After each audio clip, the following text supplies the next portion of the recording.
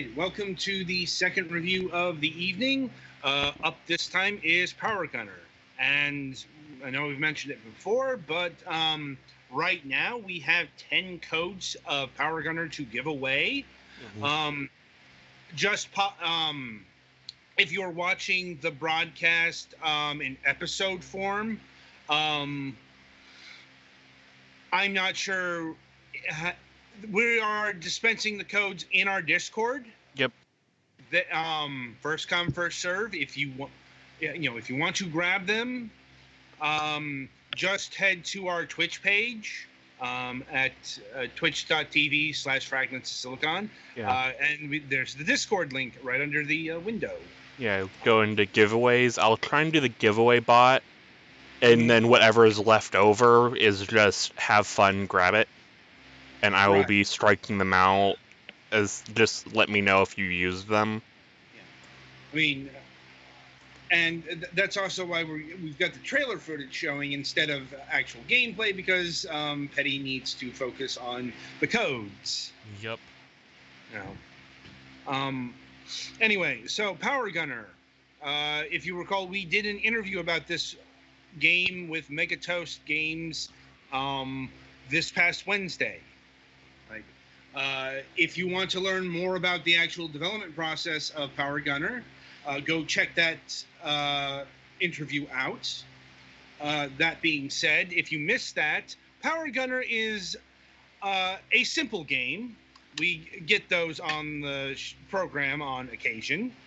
It is another game that harkens back to the golden age of arcades. I'd say that the closest relative from that era would be, of all things, Lunar Lander, combined with, say, Asteroids. Something along those lines. Because, you are a spaceship, you have to deal with an alien invasion, and, you are rescuing fellow astronauts and stuff like that, and you continue to do this until you die. Once again, if you play the game for about 10, 15 minutes, I think you'll maybe not see everything the game has to offer, but, you will have a solid foundation of what this game entails. It is not very complex. It's not very elaborate. It's, in fact, you're only concerned with moving. Mm-hmm. It's like... your little skimmermajig has 3 thrusters on it, and you have one button for each thruster. There's one button that pushes you up, and without that you fall. And then there are left and right, and when you're going left or right, you have a lot of inertia left or right. Right, so that's why I bring up Lunar Lander or Asteroids. This game has actual physics, actual Newtonian physics. I mean, it's not one-to-one or anything. There's still very exaggerated physics, but you do have to deal with, inertia, momentum. You are not magically rising up in the air. You actually have to use fuel to move. You have to use propellant. And you have to make sure that propellant is filled, or else, it will drain, and then it's game over. But, movement is really the central game mechanic here, even though your goal is to destroy the aliens. And that's because the guns are auto. You do not fire them. They fire on you automatically shoot it whenever you're within range of. That's probably the most unique thing about this game, honestly. Because, most games, especially back from the golden age, actual shooting was a pretty big core mechanic. It's like, that is definitely a modern sheen, because I really don't think there was a processor advanced enough to do automatic fire, back in, say, 1980. But and that's just you have to be constantly checking to see what it's within range of. Yeah, it's like the actual process of doing this is is more complicated than you might think. Not that complicated. It's like as this is still a small game, like going back to the interview, this thing was only in development for 3 to 6 months. Which in terms of game development is not very much. But once again, you look at this and it's a very simple game with a very simple philosophy. We have, there is nothing wrong with that. Not every game has to go for elaboration. As far as does Power Gunner live up to its idiom? I'd say yes. It's like it perhaps has the inherent problem of it's not very engaging for a long period of time. Like, I'll be honest, I played about an hour of this game overall, and I felt like I got my money's worth.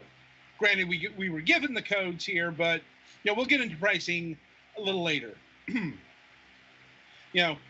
Graphically, it's got a, how do I describe this? It's got the modern retro revival aesthetic, without leaning all the way into that. It's not like actually particularly pixelated, but the art style is pretty simple. Yeah, the art style is pretty simple. It's pretty clean. It doesn't look like a game out of 1980. And I'm also talking about the other way. This game has neon in it, but it's not, the neon fucking explosion that literally makes it hard to see what you're doing. Looking at you, Jetpack Refueled. I'm like, and I like that. Like, this strikes a night. It's got its own visual identity. Without having to lean in on the classics. Like if this were actually aping Lunar Lander, we'd have a lot more vector graphics here. Mm-hmm. But no, it's doing its own thing, and it's like it's got some power-ups that are neon based. Like I'm trying to remember what they call the cross power-up. It explodes everywhere, but it's like it does get visually busy at points. But that's because this game follows a pretty predictable difficulty curve. It's like things are pretty simple and they pick up. I'd say the game really picks up around the time the boss monster shows up. And then you're dealing with a lot more aliens and projectiles, and it's a lot easier to die. You do need to be really careful even early on with your health and bumping into walls and stuff, because you only get health back from collecting other guys. Yes. Mm-hmm. I'm like, anyway, as far as music goes, sadly, I'm having trouble remembering music. Like, was there music in this? There is, but it's not anything special. Yeah, that's kind of a shame because, it's like usually with games like this, you want a pretty pumping soundtrack. At least that's my estimation. Mm-hmm. It's like this was a little too mild for its own good. Anyway, pricing. So, in keeping with all the theming we've been talking about, this game clocks in at a very low price. It is currently on sale as time of recording. As regular price is 99 cents. It is discounted to 74 cents.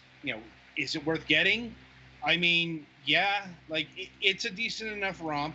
Nothing too spectacular, but it's $1. Like, it's a good thing to whittle away 15 minutes or so. Mm-hmm. And yeah, unlike a lot of games of this nature, I actually think the PC space is probably the best location for it. If only because trying to thinking about doing this on a fucking touchscreen, not impossible, but you have to make the entire left or right screen in the bottom, the propulsion. Virtual buttons wouldn't cut it. This would be one of those ones that might be better off if they did on mobile using tilt controls. Yeah, because if you're also with the virtual buttons, you'd have to deal with actual fingers on the screen. Mm-hmm. You know, this is not a game where you want that. Like, but yeah, overall, easy recommendation.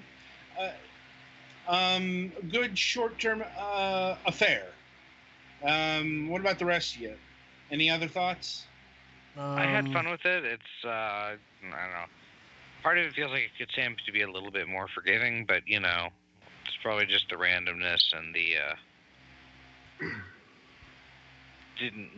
maybe if I played significantly longer, I might have gotten a little bit better at it. I don't know.